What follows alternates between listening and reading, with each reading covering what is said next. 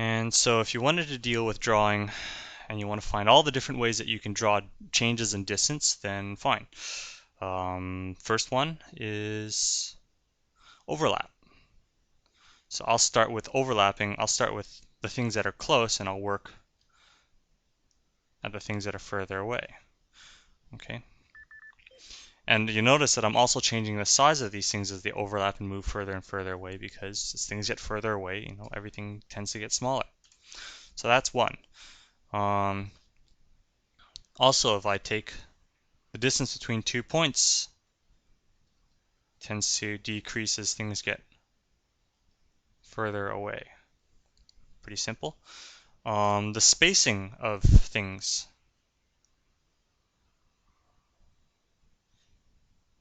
See the amount of spacing there? Spacing decreases as they get further and further away, and it increases as they get closer and closer. You want to combine the two. You've got spacing between points, overlap, and spacing.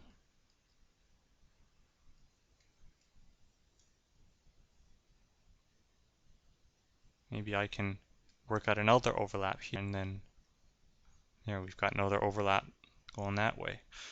Now I guess I'll probably make another side here and another side there. I'm going to make this line here come up the other side there. That's more overlap. More overlap. I can have there, that overlaps that. Let me work out another overlap. Here we are. There, that tree trunk overlapped that one. This overlapped that. So, instant background. It's pretty easy. I can just pull that in there and now I've got another overlap. So, again, pretty simple. Look at some more advanced techniques.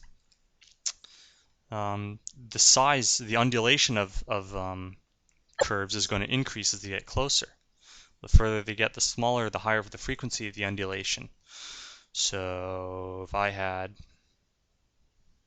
something like this, a big round mountain, then I can make so that at the faraway points that I use small undulations, but as it gets closer, it starts to, the undulations increase. Again, it appears as if these things are far and make them get closer. Now I guess we start to see over top of the tree trunks. There's a bit of foreshortening going on.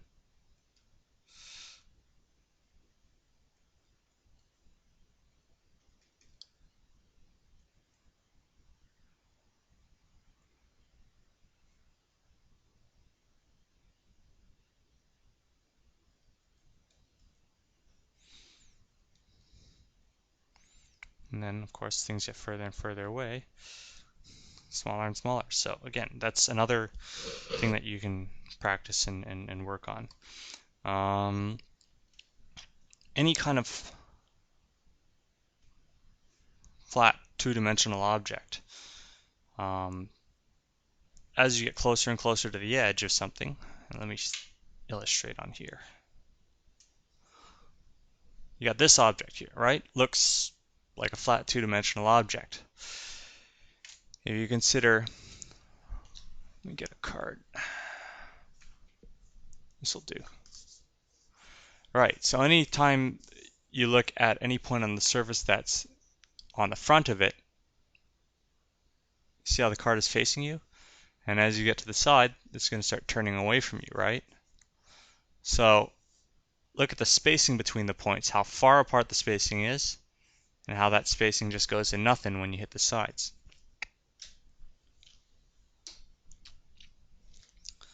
So we get ourselves a flat shape like this. Same deal. I can use very little spacing. That spacing can increase when I hit the center, and use less and less spacing when I hit the other side. You also notice how my lines are angled with they follow the contour of the shape. Now there's that other side here, so being able to adjust the spacing, decrease the spacing as you get to the sides, gives this object a sense of mass. Just like that. Any old flat cutout object. I can add lines to give it overlap. Pretty simple. I can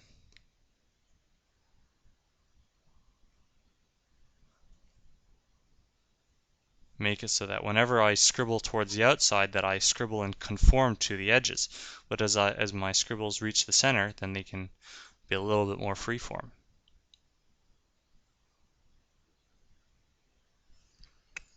So you can take any object.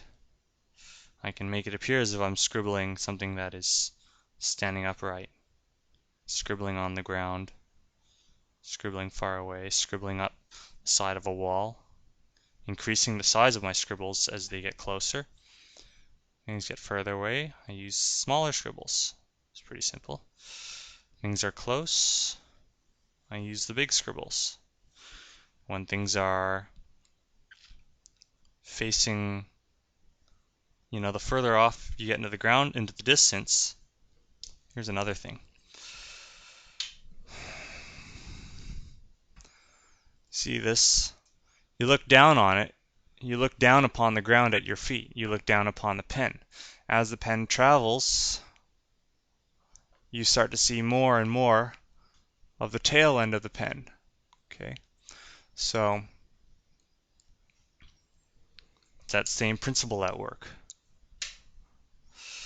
Same thing here with the ground. The ground up there, you start to see, you're seeing a very steep angle. But as the ground gets closer and moves underneath your feet, if these are your feet here, you're basically seeing the bottoms of your feet.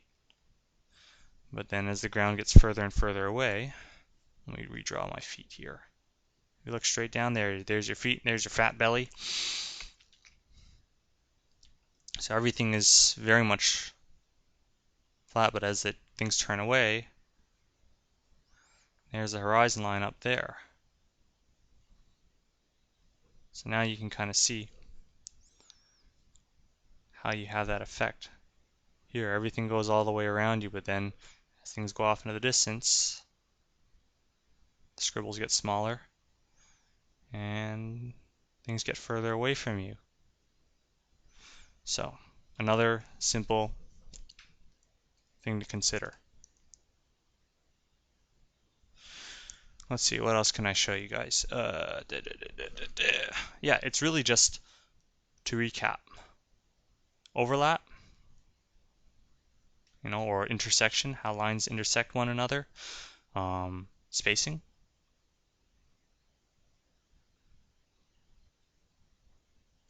The greater the spacing, the closer it appears to be.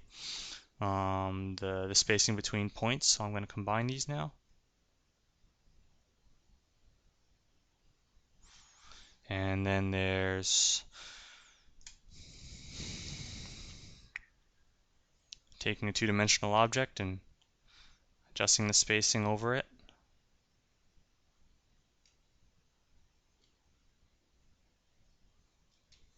It's pretty simple.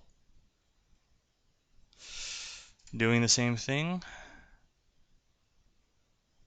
except conforming more to the edges. As you get to the center, then you can be a little more wild. There. So that's basically it. And overlap. So take any three-dimensional object, you pull another line inside of it. There, suddenly it becomes, again, three-dimensional. So objects don't become three-dimensional on their own. You have to make that decision for the object. And then you have to do everything in your power, use whatever tools I've shown you to make these objects three-dimensional.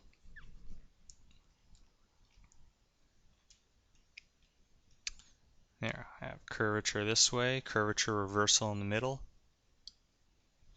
spacing, it's just like that.